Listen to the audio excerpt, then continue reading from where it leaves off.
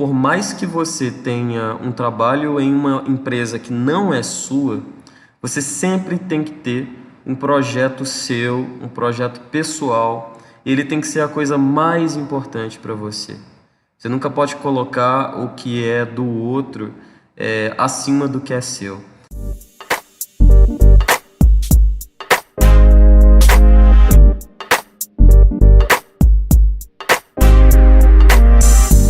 Olá pessoas, sejam bem-vindos ao Hungry and Foolish. Se você está nos ouvindo, você é um jovem faminto por crescimento pessoal e profissional. O objetivo desse podcast é te ajudar trazendo conversas com profissionais fodas no que fazem, para tanto compartilhar histórias pessoais, quanto ideias, conceitos práticos que você pode aplicar na própria carreira. Eu sou o host Matheus Carvalho e quem está comigo aqui é o Jimmy Andrade. O Jimmy veio do interior de Minas Gerais para BH e começou a carreira ali em algumas agências e produtoras audiovisual, quando começou ali a descobrir sua paixão na área de UX, produto e tecnologia como um todo. Desde esse período ali do começo da carreira, o Jimmy sempre foi ativo na comunidade, tanto através de eventos, palestrando, com projetos open source, no GitHub, enfim, várias dessas áreas ali realmente que estão ao redor de tecnologia. E no meio do caminho, o Jimmy acabou se ingressando de muitas startups, por meio da TrackSale, como desenvolvedor full stack. No 1 ano e meio que ele teve lá, o Jimmy passou desenvolvedor, foi gestor de time de produtos e UX, e até porque liderar e desenvolver pessoas também era uma das suas paixões. Hoje, o Jimmy é Product Owner na Vulp e toda essa carreira que eu falei foi só em tecnologia. Paralelo a tudo isso, ele estava desde os 17 anos ali também na carreira de artista, tocando e gravando músicas autorais, com seus cursos tinha ali sempre, do jeito que dava. Hoje também o Jimmy já tem, 2 álbuns lançados no Spotify, faz shows aqui com bastante frequência em BH e foi o primeiro artista brasileiro, inclusive, a ter disco masterizado totalmente via cloud. Eu admito que eu não sei muito bem o que significa ter um disco masterizado via cloud, mas pareceu importante, então resolvi incluir aqui. E Jimmy também fez curso de engenharia em áudio, que reforça como alguém ali que manja muito de diversas áreas de conhecimento diferentes. Inclusive também, quando eu estava escrevendo essa introdução, pesquisando, stalkeando literalmente aí a vida do Jimmy, eu descobri que ele gosta muito de gastronomia e de cozinhar. Então existe uma chance ali de no futuro, além do Jimmy de dev e o Jimmy músico, a gente conhecer o Jimmy chefe de cozinha. Durante todo esse tempo, Jimmy sempre compartilhou muito conhecimento, tanto dos eventos que eu falei, palestrando, e tratou ali como missão pessoal também promover a diversidade, tanto através da música quanto da tecnologia em si. É justamente por ser hoje, como ele mesmo define, um artista da música e da tecnologia, que compõe códigos, programa sons e promove a diversidade, que eu trouxe o Jimmy aqui hoje. Uma combinação única de vários pontos muito diferentes que fazem alguém ter uma carreira muito foda. Jimmy, prazer ter você aqui no Hungry and Foolish, cara. Prazer é meu, Matheus. Estou muito feliz por essa oportunidade. Eu acho que vai ser um papo muito legal, a gente trocar muita experiência e compartilhar conhecimento, compartilhar experiência com as pessoas que estão ouvindo a gente.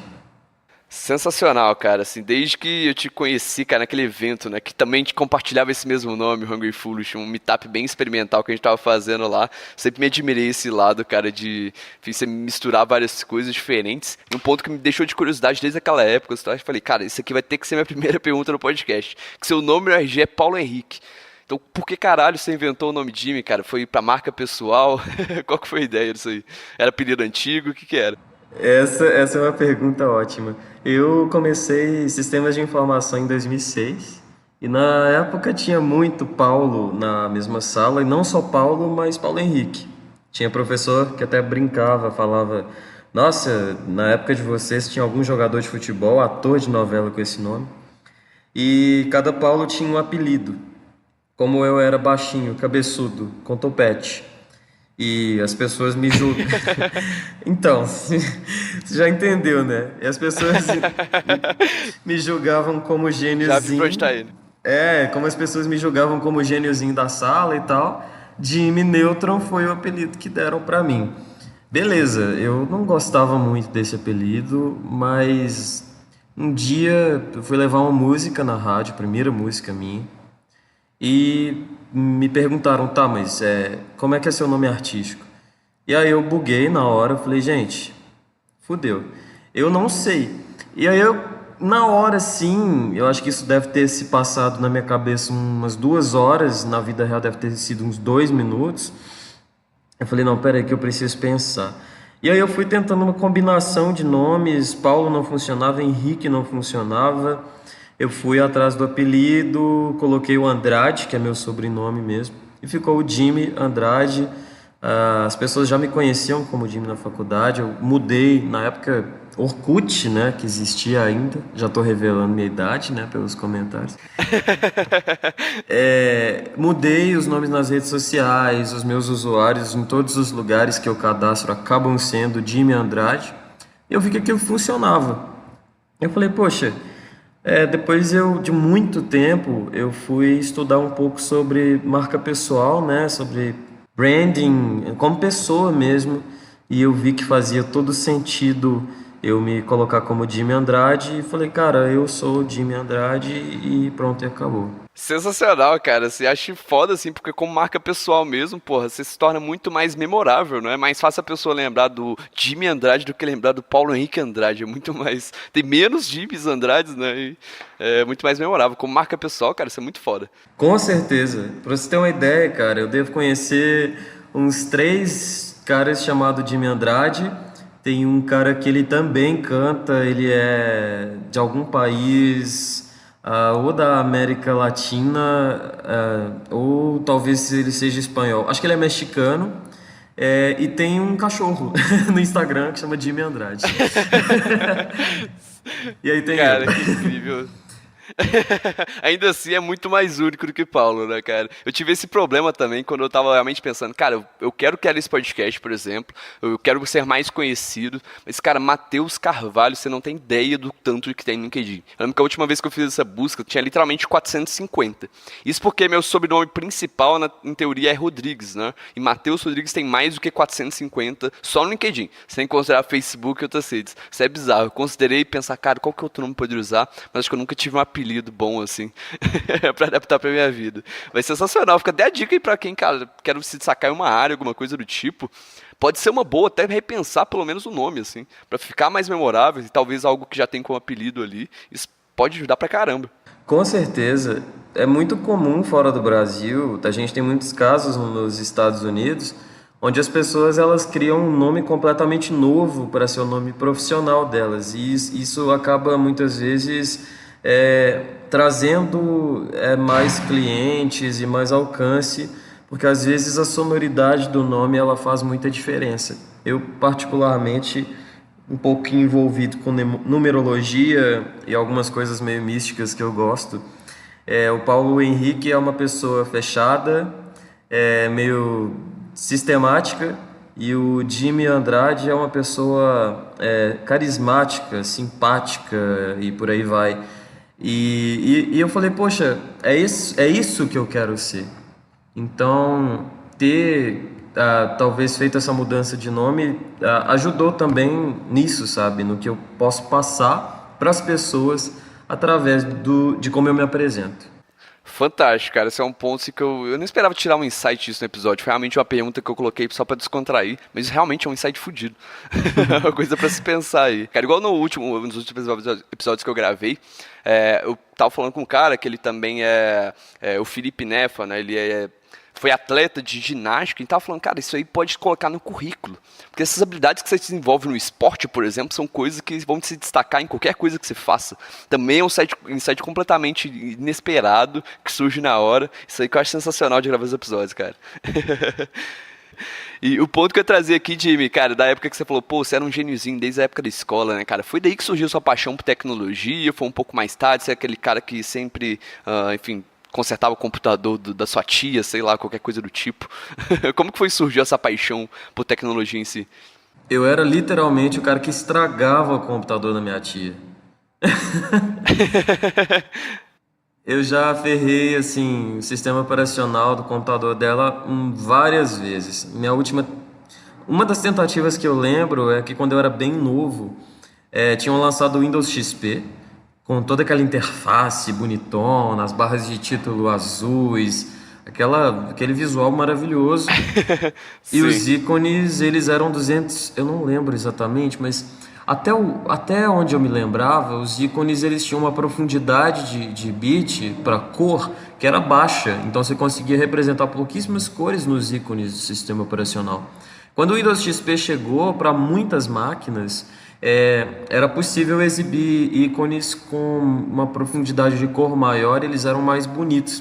E eu inventei que eu iria fazer o computador da minha tia rodando Windows 95, conseguir mostrar os ícones com uma profundidade de cor maior. De tanto fuçar, de tanto mexer, eu acabei conseguindo fazer isso. Então era muito engraçado que você abriu o Windows 95, aliás, você ligava o computador, tinha o Windows 95, mas os ícones de meu computador, lixeira, as pastas, tudo era com o ícone Era do XP. do XP. E nessa brincadeira aí eu mexi no registro do Windows um dia para tentar forçar algumas coisas e acabei corrompendo o sistema operacional. Tem várias histórias assim, minhas fuçando o computador dela. Mas respondendo sua pergunta, eu já tinha explorado outras coisas dentro da computação. Eu fui descobrir computação musical. Então eu fui começar a brincar com MIDI, o Audacity, que é um editor que está aí há um tempão. Eu tinha o Windows 98 na época, eu já estava brincando com gravação de áudio, invertendo o som, envelope, equalização, delay, reverb, eu já brincava com esses efeitos básicos e eu comecei a me interessar por aquilo ali.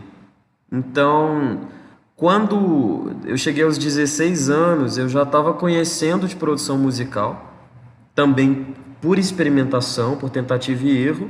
Já tinha uma banda de amigos que eu era produtor, entre aspas, deles, porque obviamente eu não conhecia nada de produção musical, não tinha conhecimento teórico nenhum de produção musical, mas aí eu tava assim, eu gravava músicas deles junto com eles, e quando apareceu a oportunidade de estudar sistemas de informação, principalmente depois que eu passei no vestibular, eu não queria ir, cara, eu queria continuar em Minas Novas, fazendo o que eu gostava de fazer, que era a produção musical. Interesse em música, então, surgiu da tecnologia? Eu não imaginava, achei que eram duas coisas separadas mesmo. Você começou a brincar com música como um todo, depois, enfim, surgiu todo o resto por causa da tecnologia mesmo, por conta de brincar sempre com software e tudo mais. Sim, eu me interessei pela música por causa da tecnologia. Foi um caminho que ele começou técnico, mas foi meio absurdo porque eu me descobri como artista até um pouco tardiamente, justamente quando eu percebi que eu conseguia ir além do técnico. Eu fui uma criança que eu não brincava de carrinho, eu era uma pessoa que brincava de duas coisas: computador, seja com o computador em si, ou às vezes eu ficava em casa desenhando interface no caderno. Eu conto uma coisa que as pessoas não acreditam e eu te juro que isso é verdade. Você sabe o Word, quando o Office trocou aquelas barras que ele tinha, aquelas barras de ferramenta infinitas, trocou por uma... Putz, cara, acho que eu não lembro. Nossa. Eu só sei das versões mais atuais. Com as faixas de opções, né? Quer dizer, com as faixas, aquela faixa única, né? Antigamente não existia, era uma série de barras de ferramentas que você encaixava e desencaixava para poder trabalhar. Isso era um problema sério de usabilidade, porque você forçava a pessoa a ter que montar uma interface para ela trabalhar. Isso trazia flexibilidade, mas ao mesmo tempo exigia da pessoa um conhecimento. Ela tinha que estudar, tanto que nos cursos que eu fazia de Word, Excel e por aí vai, boa parte do curso era você estudar o que cada ícone daquelas barras fazia. Olha que merda, porque assim, hoje a gente fala de UX, fala que as interfaces precisam ser autoexplicativas, que interface é comunicação e comunicação precisa ser evidente, clara, etc. Você não pensa nessa coisa hoje de ter, assim, você falar de edição de vídeo, edição de áudio, coisas mais complexas faz sentido, mas uma edição de texto, e quando eu era criança, isso já me incomodava, então eu desenhei um dia uma ideia de uma faixa única que tivesse todas as opções, e eu ficava desenhando isso no caderno. Depois eu ia no Word, o Word tinha a opção de você editar, você podia trocar todos os ícones, todos os comandos de lugar, e eu ia lá no Word, eu implementava aquilo no Word para eu poder trabalhar da forma como fazia mais sentido. Então eu criava os meus próprios fluxos, eu criava as minhas próprias interfaces ali dentro. Então eu tinha tanto esse lado mais tecnologia, que depois eu fui descobrir que na verdade era mais voltado para a experiência de usuário, né, a aplicação disso na tecnologia, mas eu também era a pessoa que brincava de fazer show. Então eu era criança, assim, bem novinho, e eu colocava uma música no CD e ia pro quintal de casa, subia num canteiro lá, que eu achava que era um palco, e ficava dublando as músicas. Que foda, cara. Então, cara, depois que eu fui para adolescência, eu apaguei isso da minha vida. Eu achava que era uma brincadeira de criança e fui indo mais para computação. Mas com 16, com 17, a música voltou. E quando ela voltou, desculpa, 15, 16, com 15, 16 anos a música voltou. E ela voltou e eu sentia muito fortemente que a minha desenvoltura operando um software de gravação era alta, eu conseguia aprender as coisas rápido, assim. Eu tenho uma história muito engraçada. O primeiro job meu na música foi um trio de forró eletrônico em Minas Novas. E Que isso, cara. pois é, Trio de forró. trio de forró. Eu ajudava minha mãe a pagar a conta de água gravando esse pessoal. E o meu desafio é que eu usava autotune, eu aplicava autotune nas vozes das pessoas para ficar aquele efeito robotizado, sabe? Sim. E eu também tinha que corrigir não só a afinação, mas porque não adianta você só ir lá e jogar autotune, eu tinha que corrigir a afinação antes. Eu não tinha conhecimento teórico musical para fazer aquilo, eu fazia no feeling. Mas eu corrigia também os tempos, que as pessoas entravam errado na música, eu tinha que ir lá e corrigir. E eu fazia isso tudo de uma forma muito, como é que eu posso dizer, empírica. Sim. Mas eu consegui desenvolver algumas coisas. Aí depois, obviamente, eu dei uma forcinha para uma banda de axé que estava precisando tratar um áudio de um show. Mas depois eu fui e conheci uma galera, eles se tornaram meus amigos, é uma banda de rock chamada Alienados. Eu gravei um material junto com eles, a gente conseguiu levar isso para a rádio na época, foi uma coisa muito maluca. E depois eles me descobriram como uma pessoa que cantava, e quando isso aconteceu, eu lembrei da criança lá brincando de cantar lá no quintal. E falei, pois é, voltou. Isso aqui voltou é um sonho que eu tinha e eu não sabia que eu tinha. Então, à medida que o tempo foi passando, eu quis fazer aquilo se tornar real. E nessa época, com 17, 16 anos ali que você foi escolher a faculdade meio forçado, né? Você foi matriculado lá, assim, você queria virar músico, mas hoje você continua enxergando, assim, a parte de experiência de usuário, a parte de produto, UX, que é um dos seus focos também. Você também enxerga isso, cara, só como uma carreira à parte, meu objetivo mesmo é ser músico, ou você continua vendo as suas coisas se integrando, enfim, funcionando bem no futuro? Eu tenho um sonho que é me tornar um artista de indie pop reconhecido no Brasil. E dentro do meu sonho eu tenho alguns objetivos. E dentre esses objetivos é trabalhar com produtos, ser referência em UX.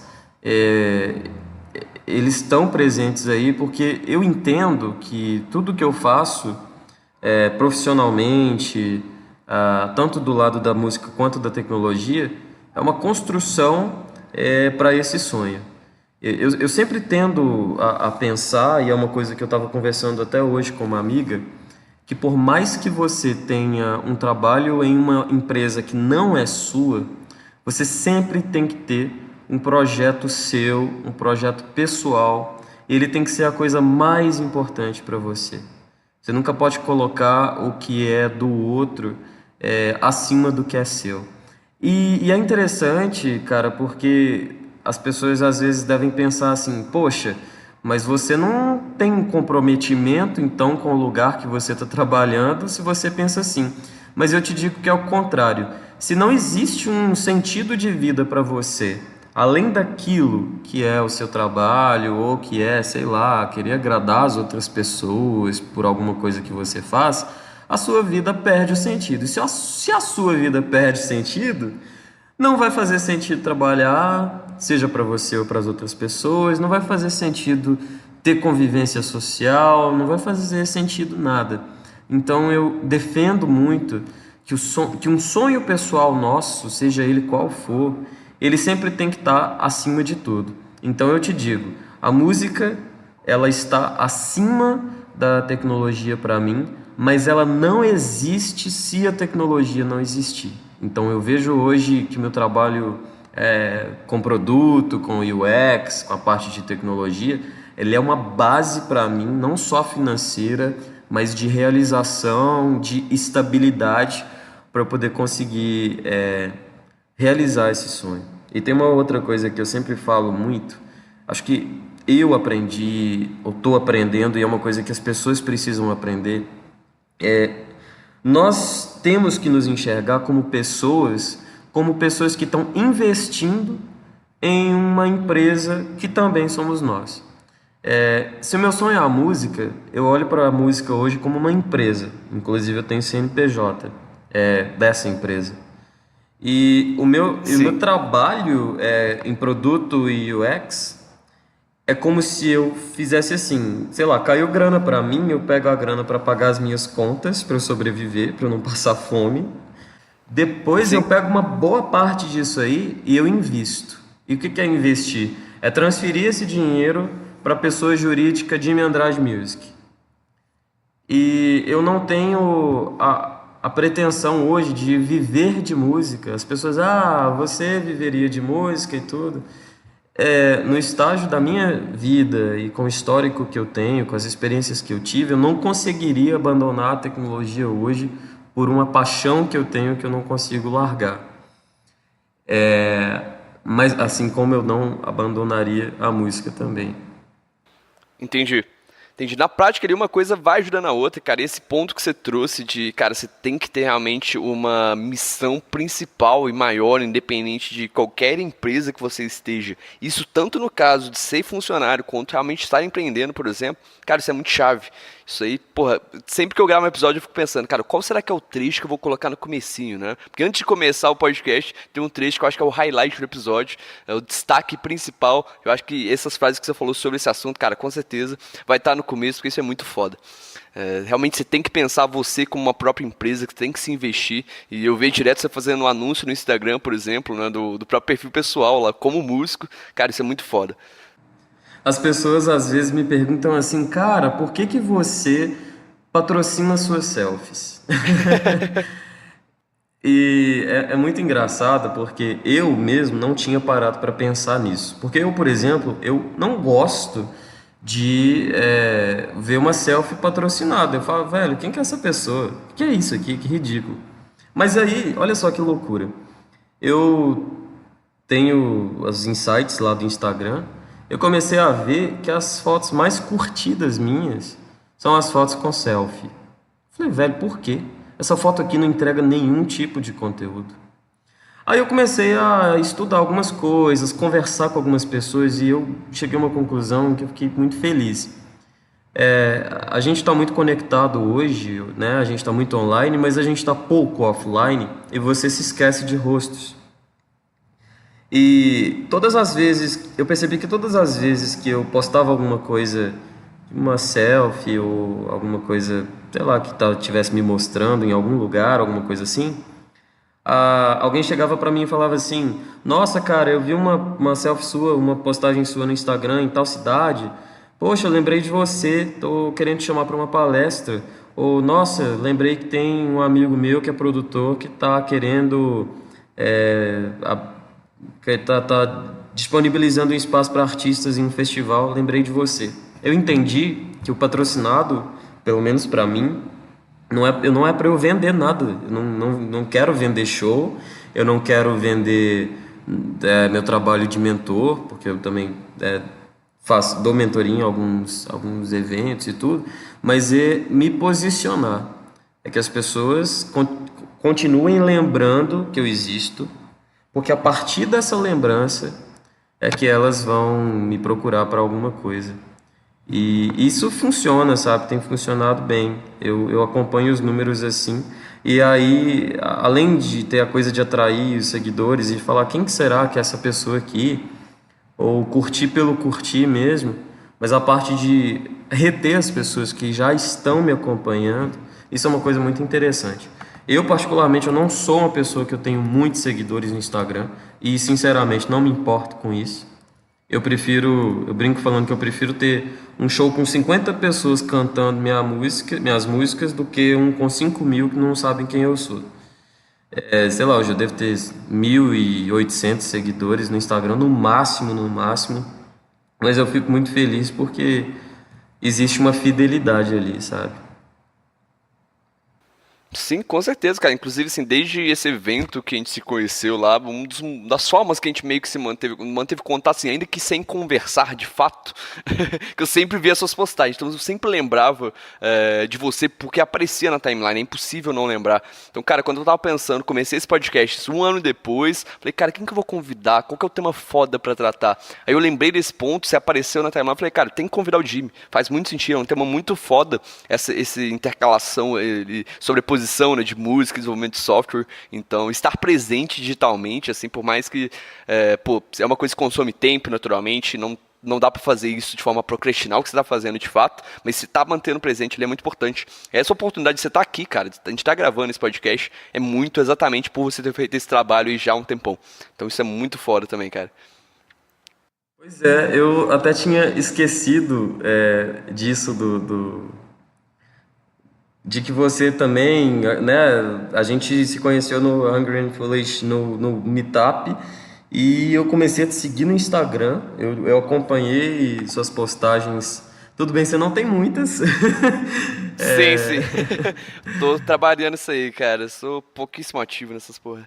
Mas eu tenho a impressão que agora com o Meetup, com as entrevistas semanais também, é um movimento que vai começar a acontecer mais, né? Mas é legal, por exemplo, eu não estava lembrando disso. Talvez você ter me procurado aí pode ter sido porque, de alguma forma, nas minhas redes sociais, no trabalho que eu faço de divulgação, eu te ajudei a se lembrar que eu poderia ser uma pessoa aí. Sim. Pois é, massa demais. E até retomando um ponto também que você tinha mencionado anteriormente, enfim, naquela questão da sobreposição ali de música, desenvolvimento de software e tudo. Cara, no último episódio que eu gravei também com o Theo, CEO da Exact Sales, um dos pontos que ele falou, cara, ele era designer de produto antes, né? Ele teve uma empresa disso e tudo. Então, quando ele foi fundar a segunda empresa, que é a Exact Sales hoje, ele trouxe muito da visão de processo de design para ter questão de processo de gestão de pessoas também. Então, ele já trabalhava com metodologia ágil, por exemplo, naquela época, para fazer produto e depois aplicou isso exatamente, essa metodologia para gerir pessoas. Você enxerga alguma forma assim que você conseguiu aplicar, cara, alguma técnica de desenvolvimento de software na prática, alguma coisa específica assim que te ajudou realmente a produzir música de uma forma melhor, alguma coisa do tipo? Consegui, e eu te digo que é absurdo o quanto você consegue relacionar as duas coisas. Primeiro de tudo, é que muitas vezes o processo de produção musical, as pessoas tendem a pensar que ele é muito caótico, principalmente quem não participa, quem talvez não é da área, tende a pensar que é um processo caótico. E, por exemplo, falando de pipe, né, que é um conceito que é muito comum em vendas, mas na própria tecnologia, a ideia de você processar coisas ou resolver tarefas ou, enfim, qualquer coisa que você consiga organizar num processo em forma de pipe, a gente aplica muito isso na música, porque a produção musical ela é uma sequência de etapas. Você tem uma pré-produção, onde você define a letra, o tom. Às vezes o tom muda na produção, mas vamos considerar que a pré-produção você já tem ali um rascunho pronto, um demo da música, digamos assim. Depois você tem a produção, que é quando você vai realmente criar o produto oficial. Depois você tem a mixagem, que fica dentro da produção musical, mas que é um ajuste, um equilíbrio que você coloca, um arranjo que você faz, quando eu falo arranjo, a mixagem ela dá o mood da música, ela dá o feeling da música. E depois você tem a Sim. masterização, que é um outro processo, que esse é o processo que eu diria que envolve mais a parte de engenharia, ainda que envolva uma percepção artística, mas que envolve se preocupar em o quão alto e de qualidade aquilo vai soar para cada mídia, é como se fosse um processo de polimento e entrega daquilo.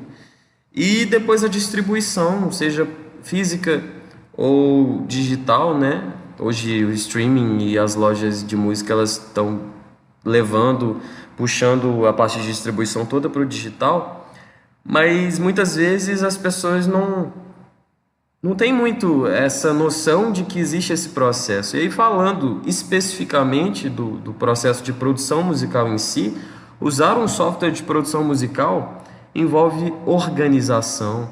Quando você vai gravar cada faixa, você precisa agrupar essas faixas. Tem faixas que tem que funcionar juntas na hora de ajustar o volume ou não. Você começa a criar uma lógica e uma organização estrutural dentro da produção que ela exige um pensamento, um raciocínio lógico mesmo, sabe? Eu não chego, por exemplo, a ser aquela pessoa que utiliza linha de comando, que utiliza programação para para produzir música.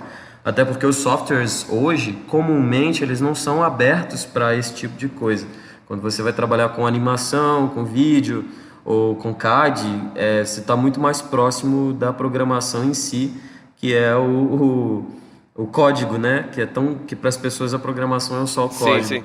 Mas eu já vou para o lado da programação musical. Eu tenho o teclado, eu tenho as notas vão ter altura, vão ter modulação, vão ter duração. E eu programo, por isso que eu falo que eu programo música, que inclusive tenho esse termo, né? A programação eletrônica da música, porque aí já é um outro universo, mas que ele exige, assim como tecnologia, assim como computação voltada para desenvolver um produto, um software para as empresas, na produção musical, na programação eletrônica de música, enfim, tudo que envolve o universo, existe muito conceito da computação e de produto que pode ser aplicado. Hoje eu tenho usado muito produto, muitos estudos e muitas técnicas de produto em cima das minhas músicas. E não só em cima das minhas músicas, mas em cima do público. Eu estou criando uma métrica que é uma taxa de engajamento de fãs, que é para resolver o seguinte problema. Se eu vou fazer um show e eu tenho uma base X de pessoas, quais são as pessoas, ou quais são as personas, talvez, que eu deveria priorizar na hora de divulgar o meu material? Teoricamente, são as pessoas ou as personas que têm um engajamento maior e que, de preferência, recomendem o meu trabalho para as outras pessoas. E como é que eu vou medir isso? Posso medir isso em presenças no show, em compartilhamentos em rede social, em pessoas que se envolvem a ponto de ir lá tirar foto, compartilhar comigo, me mandar, olha a foto do seu show, olha o vídeo do seu show. E eu gerar uma métrica de engajamento em cima dessas variáveis me ajuda a entender de forma matemática mesmo quais são as pessoas que fazem mais sentido para eu divulgar. Eu otimizo os meus custos com divulgação, porque eu gasto com anúncio. Eu otimizo, não diria otimizar, mas eu foco naquele público que realmente faz sentido. Eu posso conhecer melhor o meu público, entender até se o material que eu estou produzindo dialoga com essas pessoas. Então, é uma mistura muito doida de marketing, de tecnologia, da visão de produto dentro da música, que hoje eu não consigo mais separar isso, sabe? Cara, sensacional. É praticamente se lidar com uma mini operação de uma empresa, você construir, assim, essa carreira em música, assim. Eu relaciono muito com isso também pro podcast, cara, é muito parecido também. Assim, no caso, o meu produto é esse áudio que tá todo mundo ouvindo agora, só que no caso também tem que pensar, pô, como que esse conteúdo aqui de fato vai ser útil para quem está ouvindo, quem que é essa persona que está do outro lado, cara. Eu também tenho esse processo de produção, de, cara, sair da pauta, fazer a gravação, a edição e publicação e tudo mais, então realmente as coisas são muito misturadas, eu acho isso muito foda, assim, porque mostra que, cara, nenhum conhecimento é inútil, sempre dá para realmente pegar isso e aplicar em outra área da vida. Com certeza. A cada dia que passa, eu sinto isso acontecer em todas as áreas. Quando a gente fala, por exemplo, de, sei lá, coisas malucas, como malucas e palpáveis, tá? Como computação bioinspirada, com estudo, eu tenho algumas viagens, por exemplo, como utilizar UX, o estudo de User Experience, as técnicas dentro da música, para eu entender que tipo de experiência que eu estou entregando para essas pessoas em relação ao som. A psicoacústica trabalha muito isso. Então, assim, no final das contas, é uma salada gigante de áreas aí, para não dizer suruba. Que foda, cara. E tem um ponto assim que é difícil de se juntar, que é a questão da rotina, né? Naturalmente, rotina, você vai ter que ter a parte do dia que você vai focar mais 100% ali em tecnologia, a parte do dia que você vai focar mais na música. Como que você separa esse tempo, cara? Como que é o dia a dia, a semana típica sua, o seu dia a dia típico aí? Como que você, enfim, gerencia todo esse caos que é, enfim, fazer show e tudo mais? Nos últimos tempos, pelo fato de eu ter entrado recentemente na VUP, eu decidi dar uma pequena pausa, digo pequena, de um mês, tá? Talvez um mês, uma semana, 2 semanas no máximo, para me dedicar à imersão dentro da VUP, que é uma coisa muito importante para eu ser um bom produto, né, na empresa. Mas em situações normais, eu vou te dar um exemplo até do que aconteceu comigo em uma das semanas aqui na VUP. Eu tinha um show para fazer num bar daqui de Belo Horizonte, o Estação Santé, e eu tinha que ensaiar. Era um show que ainda não tinha montado um formato para ele. Eu estava ainda em fase de definir o repertório e ensaiar o repertório. Então eu tinha que, né, minha missão na semana era trabalhar na VUP com a parte de produto, liderando equipe, ajudando a desenvolver software, e a missão de oficializar o repertório do show, ensaiar esse repertório e fazer o show. Eu fico um pouco surpreso, cara, quando acontece esse tipo de coisa, porque parece que me faz trabalhar melhor aqui, porque eu sou obrigado a organizar o meu trabalho melhor, eu sou obrigado a me comunicar melhor com o meu time, para garantir que quando eu estiver fora daqui, para um horário de ensaio, para um horário de fazer o show, que as pessoas não me liguem desesperadas, não me mandem e-mail, não me chamem no WhatsApp. E é isso que acontece. Geralmente, o que eu faço? Em épocas de ensaio, eu geralmente prefiro ensaiar à noite, mas se eu preciso ensaiar, por exemplo, de manhã, eu ensaio de manhã, venho para cá, fico à tarde até à noite. Ou se meu ensaio é à tarde, já aconteceu, por exemplo, de eu ter gravação, de eu chegar, isso quando eu trabalhava na Traxel, eu chegar mais cedo, bem mais cedo de manhã, trabalhar, ir para o ensaio e voltar. Mas aí você fala, cara, nossa, deve ser super cansativo e tudo. Eu acho que o fato de eu fazer isso e conseguir encaixar essas coisas no meu dia, que acaba ficando mais longo, me traz mais uma satisfação. Eu ficaria extremamente cansado, extremamente frustrado e decepcionado mesmo se eu, por exemplo, sei lá, não conseguisse sair do trabalho a tempo para ensaiar porque eu deixei alguma coisa pendente. Eu não estou dizendo que eu seja a pessoa que nunca deixa, a gente sempre acaba deixando alguma coisa, mas existe a justificativa. Aqui na VUP, principalmente, as pessoas, tanto na minha entrevista de emprego quanto no dia a dia, as pessoas têm uma noção, uma consciência muito grande dessa minha vida como artista. Então, quando eu falo que eu tenho ensaio e quando eu falo que eu tenho show, as pessoas olham e falam, beleza, cara, vai lá. Elas entendem que esse é o meu trabalho também, elas entendem que é a minha missão também. E eu acredito que muitas vezes não é só a questão de você dividir tempo. Eu acho que tempo é algo que pode ser administrado. Não sou a pessoa assim que tem os melhores exemplos de administração de tempo, não considero, acho que eu estou desenvolvendo isso ainda, mas eu entendo que além de saber administrar o tempo, você tem que saber comunicar para as pessoas que, olha, isso é um compromisso que eu tenho, é uma coisa importante para mim, isso faz parte da minha vida e eu gostaria que você compreendesse, porque eu não vou deixar de fazer isso. E a partir do momento em que as pessoas compreendem isso, elas só vão pedir para você aquilo que elas sabem que você vai ser capaz de cumprir naquele tempo, porque você tem outras demandas, tem outros compromissos. Eu acho que num mundo onde as pessoas estão pedindo agilidade demais, dedicação demais, foco demais, às vezes a gente precisa se lembrar que a gente tem vidas, né? E que a gente tem sonhos e que eles precisam ser respeitados, eles precisam ser planejados e principalmente executados.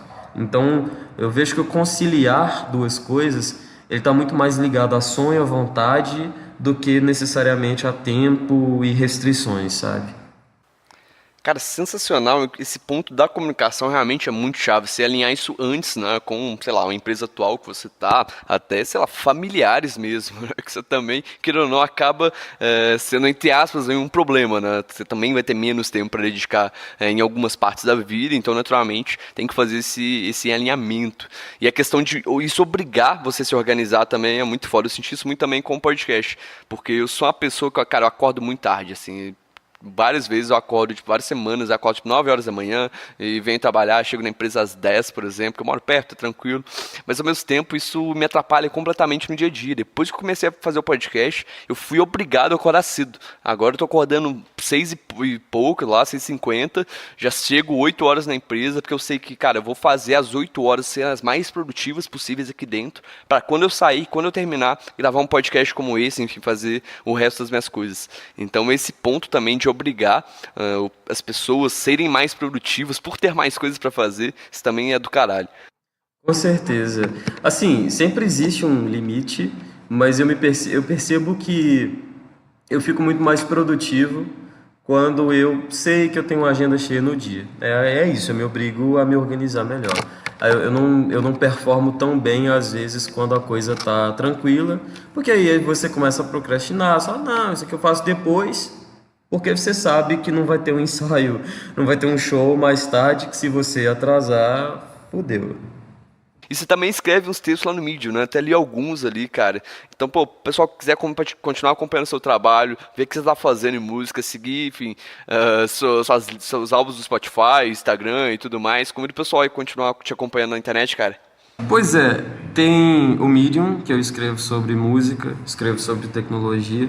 Também tem algumas coisas mais com cara de blog pessoal mesmo, mas que eu gosto sempre de escrever, porque eu acabo relacionando a esses assuntos. Eu tô no Spotify, eu tô no Deezer, na Apple Music, no YouTube, nessas plataformas de música, com meu material. Jimmy, cara, muito obrigado pela presença, pelo seu tempo. Esses insights, cara, foram sensacionais. Certeza que vai agregar pra muita gente aqui que tá ouvindo e tem 2 carreiras hoje, cara. Eu fico muito feliz em saber que, de alguma forma, esses insights, isso que eu compartilhei, vai ajudar esse pessoal. E eu acredito que essa coisa das 2 ou das várias carreiras é uma tendência. A tecnologia está fazendo com que a gente tenha mais poderes, né, para fazer mais coisas, e principalmente o mais importante é que a gente tenha poderes para fazer as coisas que a gente gosta através da tecnologia, através de tudo isso que está acontecendo no mundo, da mudança de mindset. Eu acredito muito nisso. Perfeito, cara. Inclusive, esse podcast também, de certa forma, é uma segunda carreira pra mim. É um projeto que eu acredito pra caramba. Então, se você tá ouvindo esse podcast agora, você tá ouvindo pelo site, o podcast também tá no Apple Podcast, Spotify, Google Podcast, todos os principais agregadores por aí. Pra acessar os nossos episódios, links aí que o Jimmy comentou, tem bastante coisa. Só ir lá no site hungryandfoolish.com.br. E se o conteúdo foi útil pra você, compartilha o episódio, avalie o podcast com 6 estrelas ali no iTunes. Próximo episódio, próxima segunda-feira. E lembrem-se, stay hungry, stay foolish. Abraço.